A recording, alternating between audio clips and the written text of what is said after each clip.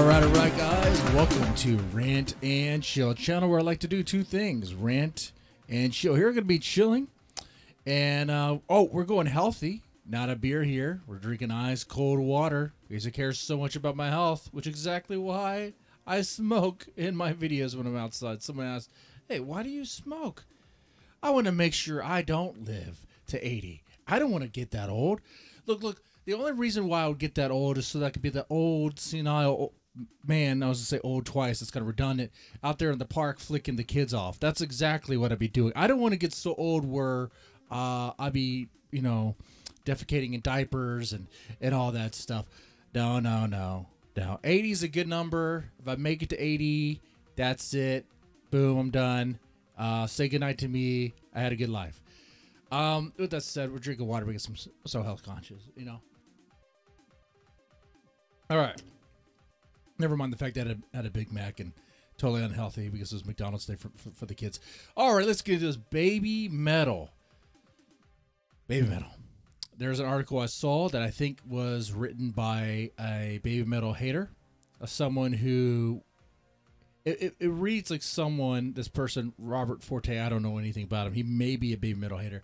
It reads like someone who begrudgingly has to write something nice about baby metal because of their popularity and because they are essentially the headliner of a co-headliner tour. Let's be honest here.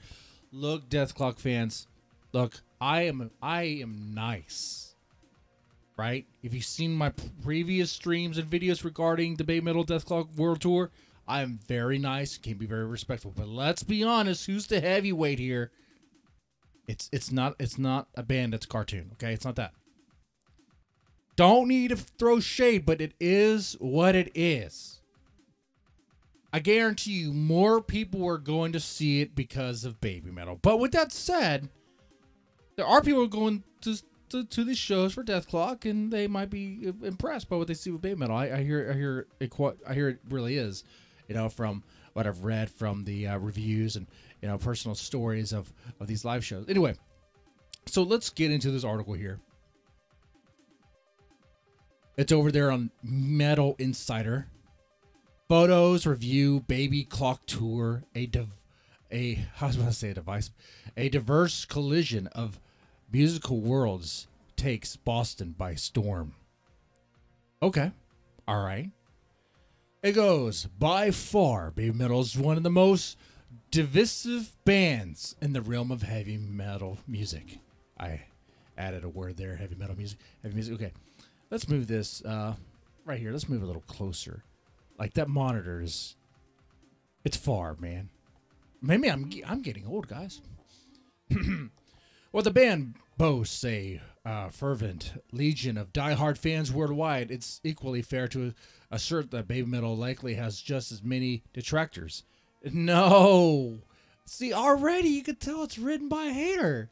Look what he just said there in that sentence. He says, "Yeah, they're very popular online, but I'm sure there's an equal number of people who just do not like them."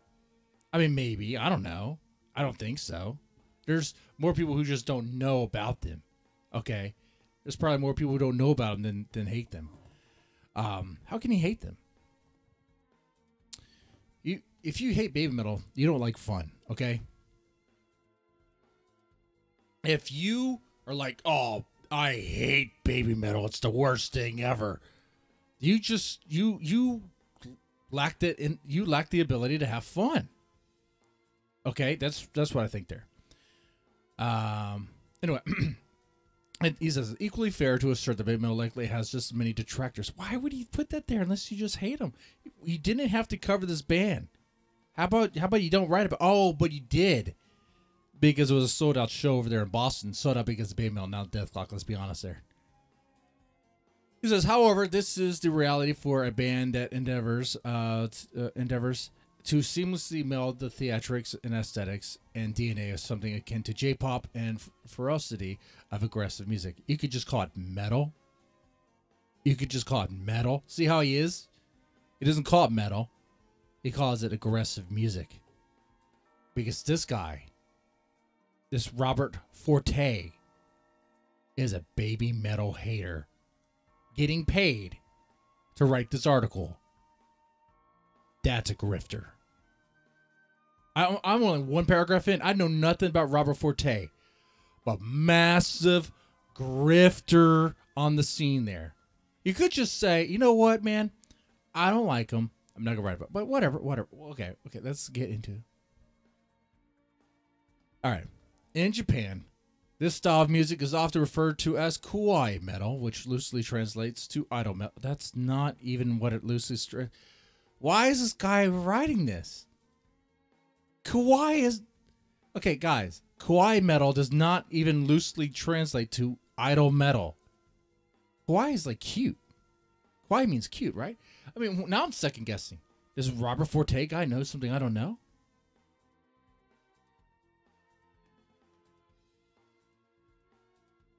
A more simplified description of kawaii metal would be to say that it blends sugary, pop-oriented lyrical melodies with thrash metal.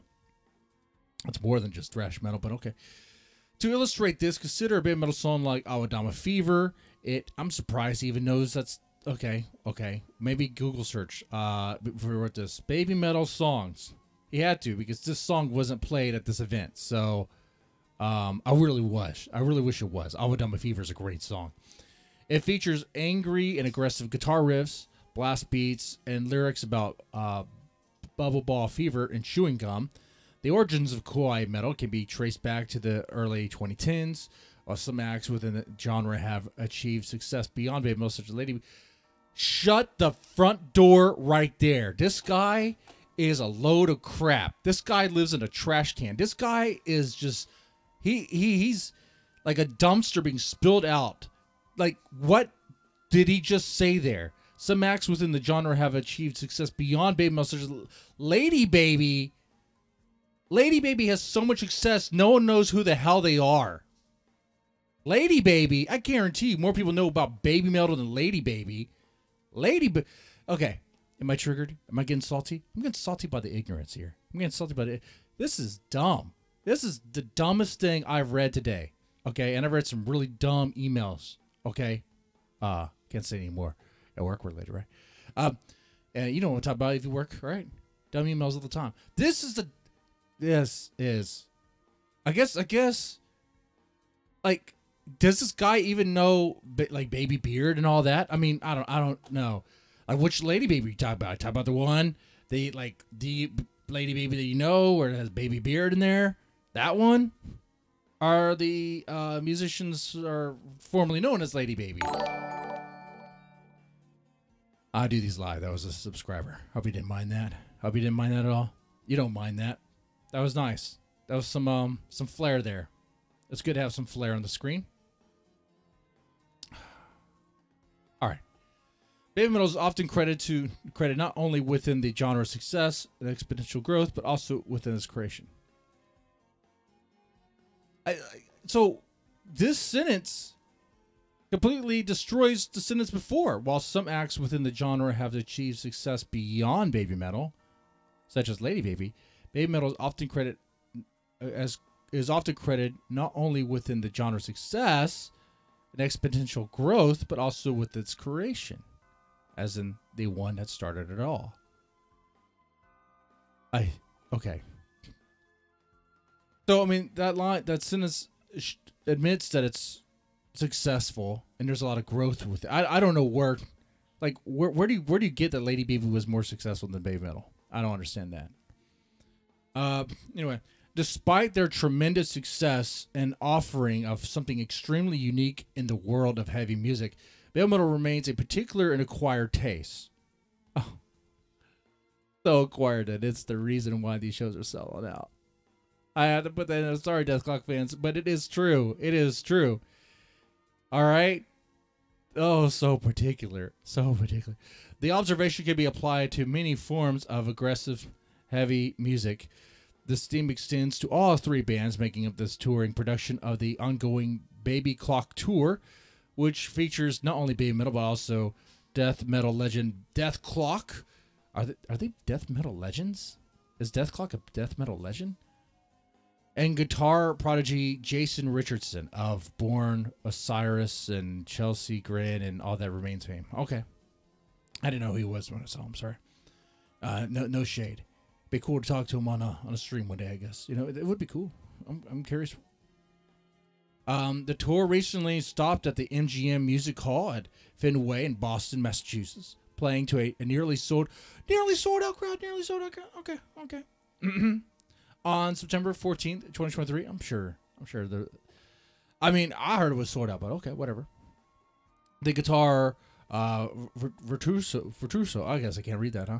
Jason Richardson was the first performer to take the stage in the MGM Music Hall in Boston.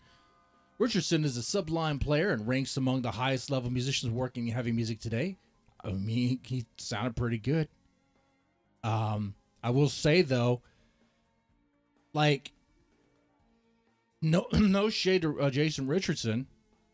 You know, if you're just one dude playing lead guitar over like pre-recorded drum beat and bass and rhythm guitar and stuff, it's and it was all instrumentals. It's honestly, the songs kind of bleed together. That's just how I am. I'm gonna speak honestly, man. It might be brutal. You might not like it, but like if you were there and you saw this live, be honest. You could say, in all due respect, Jason Richardson sounds like a good guitarist, but one song bled to it. I couldn't tell you a name of any of his songs. Okay, I couldn't. Put a gun to my head. Well, put me to that test. Well, I guess that'll be the last day I live. I guess. I just couldn't do it. So, I mean, all right. Pinpointing specifically to metal, Richardson aims to embody as a solo artist's challenge. Well, it sounds like metalcore. Okay, it sounds like a lot of metalcore, a lot of chugging, a lot of that, including his 2022 LP 2, often blended gent. Okay, yeah, with heavy atmospheric and subtle electronic elements. Okay, the real question is how this all translates to a live performance. The answer largely depends on an individual's taste. Much like BABYMETAL, Richardson playing alone on a well-lit stage is more likely to cater to acquired taste rather than organically appealing to the masses. Now, here's the thing, too, about this article. Appealing to the masses.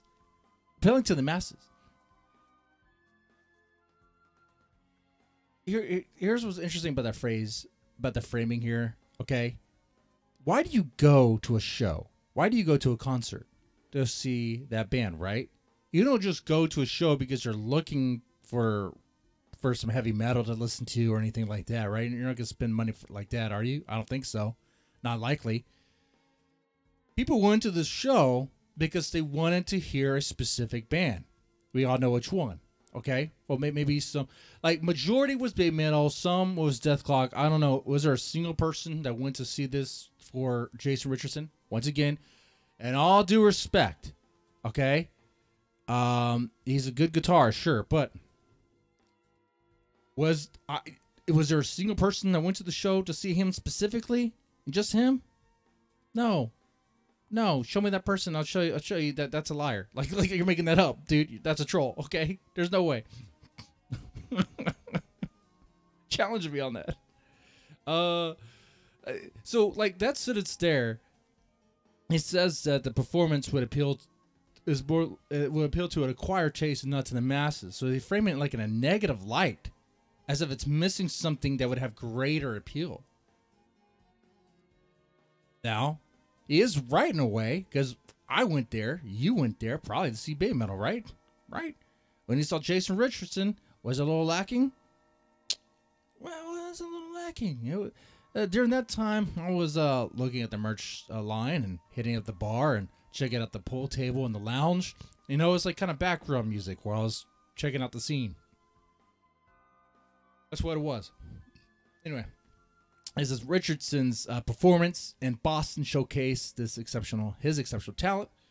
However, the absence of a big stage production, a backing band, limited lyrics, nothing else to captivate the audience beyond Richardson himself led to a sense of monotony after a song or two. That is true. I have to agree with Robert Forge here, or Forte. I think it's Forte. Forgot his name already. This is not meant as a slight against Richardson's live performance or a critique of his technical prowess. Okay. All right, let's move on to BABYKLOK. BABYKLOK, a fictional melodic death metal band created by Brendan Small, gained fame through Adult Swim animated television series Metalocalypse. Small took the band from the animated realm. By the way, guys, if you support me through the Patreon, we can do a fun thing where I can get hooked on phonics so that I can read better. If I reach 30 patrons, I will definitely take some online reading courses just for the joke of it with you guys laughing at me. It'd be great. It'd be fun. Maybe that could happen after I spend, I don't know. I mean, we'll see. I don't know. Let's see. The success of Death album not only led to more BABYKLOK records, but also inspired Small to take a version of the band on the road, a venture he has sporadically pursued for nearly 15 years. Like BABYMETAL, BABYKLOK's live performance and music are either interest to you or not. So it's like he's writing for an audience that doesn't really like BABYMETAL. He believes that he thinks. And maybe that's right. Metal Insider. Are they cool with BABYMETAL or not cool with BABYMETAL? It's like he's already underselling it big time. This is not the guy you want to write your PR. Okay, this guy, I don't know, man. He's totally underselling this whole thing. Apart from sticking to the death metal playbook musically, the band performs live without front stage lighting, while an animation reel from a Metalocalypse universe plays behind them. In Boston, this meant the audience witnessed dark silhouette figures performing to a backdrop of wicked, devious, gory, and sometimes downright frightening animations.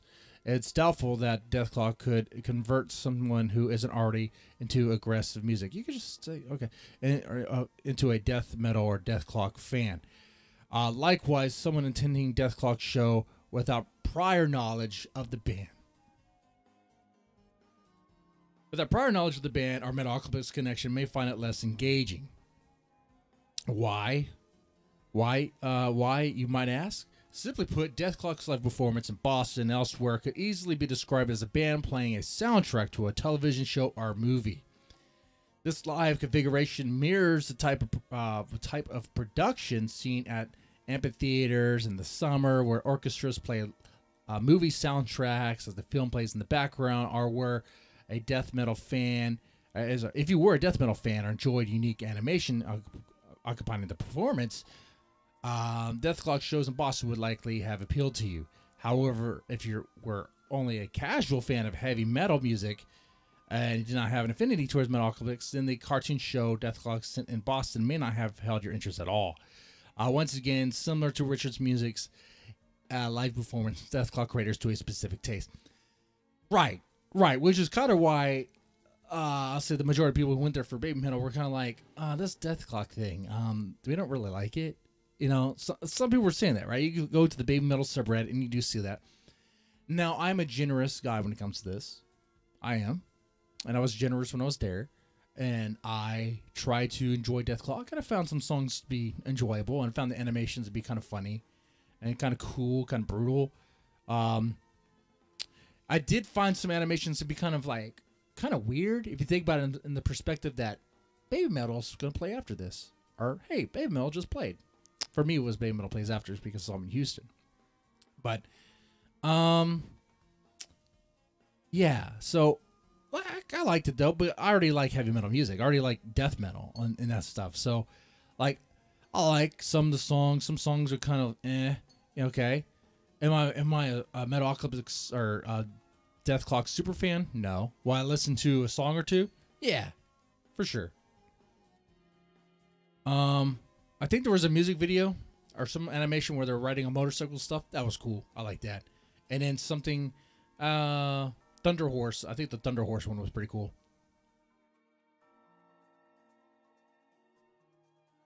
All right. Now let's get to see what he says about BABYMETAL. Okay. Oh, no, he's going into this more. Honestly, we'll skip that. We're here for BABYMETAL. We're here for BABYMETAL, okay? What? Oh, okay. All right. This must be the BABYMETAL part right here. All right.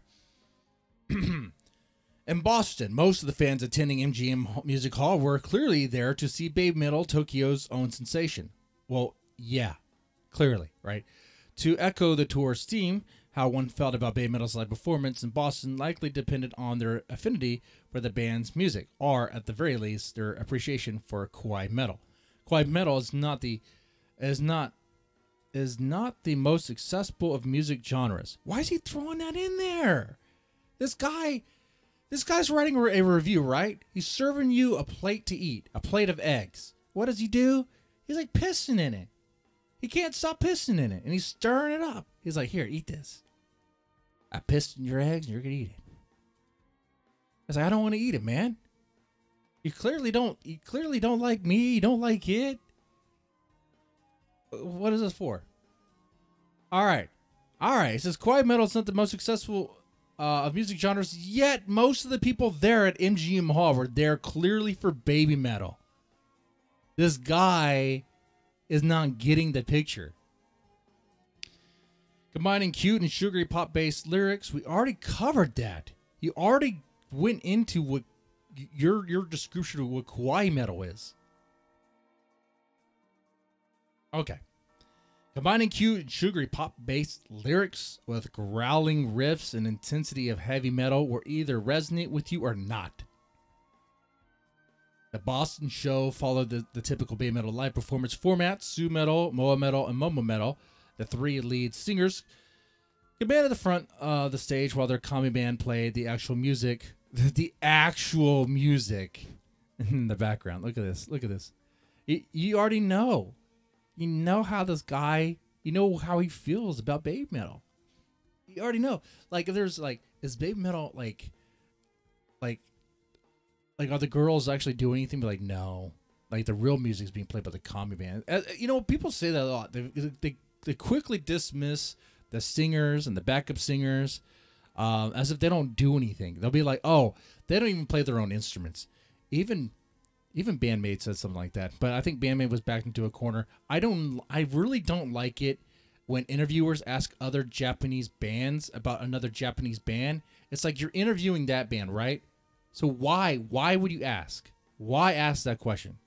Okay, just because they're all from Japan, they're supposed to like be. I mean, they could be professional and work together and maybe even tour together, but it doesn't necessarily mean that they're like buddies. Okay, all right, they might be friendly, but you know what I'm saying.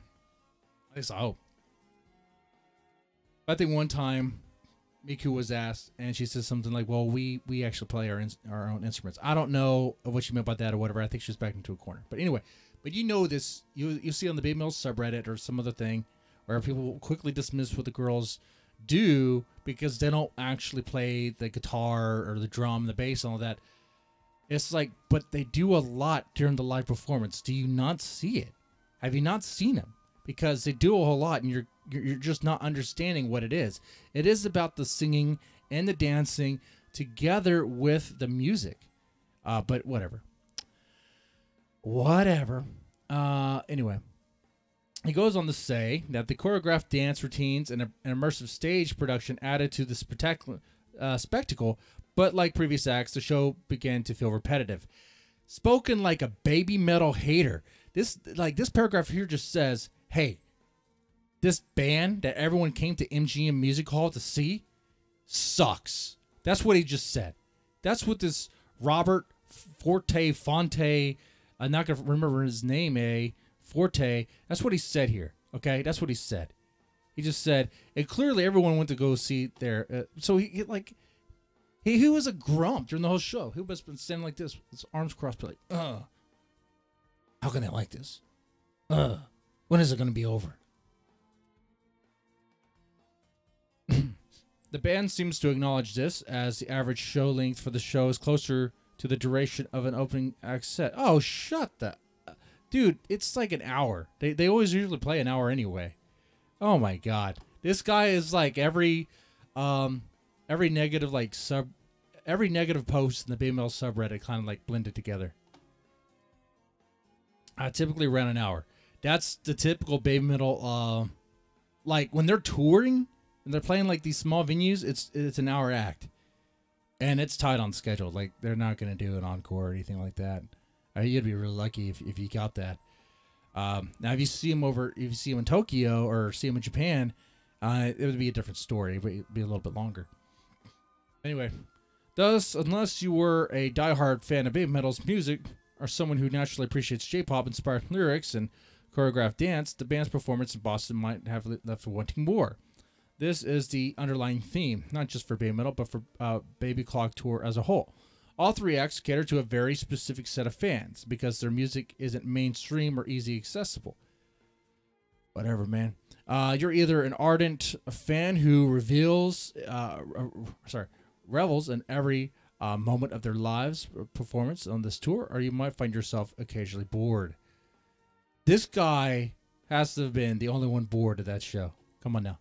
Ultimately, the choice is yours, the fan. The global success that BABYMETAL continues to enjoy. The global success that BABYMETAL continues to enjoy suggests that there are more kawaii metal enthusiasts across the globe than one might imagine. However, if you're not a fan of BABYMETAL, Deathklok, or Jason Richardson specifically, the BABYKLOK Tour might not be your cup of tea, and there's nothing wrong with that. Sure, yeah, you don't have to like BABYMETAL. It's kind of weird to run a review of this. Clearly, you don't like them. Clearly, you don't like them. Because I would be like, dude, you got to check them out. Like, you know what? You already know. Yeah. In fact, that's what it is. This reads across. This sounds like you were begrudging to write something kind of nice, while being kind of like passive-aggressive, passively dismissive towards them. So, there's that. Don't go after Robert Forte, okay? Don't know anything about him. All right, it's just his opinions. It's fine. Yeah, he doesn't have to like him. It's just weird to write an article and like just kind of piss over it. While also admitting that the show was like nearly sold out. Everyone there was there for BABYMETAL, and they're very successful. A lot of people like him, but you know he just doesn't like him. Okay. Well, with that said, man, you guys let me know what you thought about this article, what you thought about what we read here. And if you saw them live, you let me know what your experience was like. And with that said, y'all take it easy and have a good one.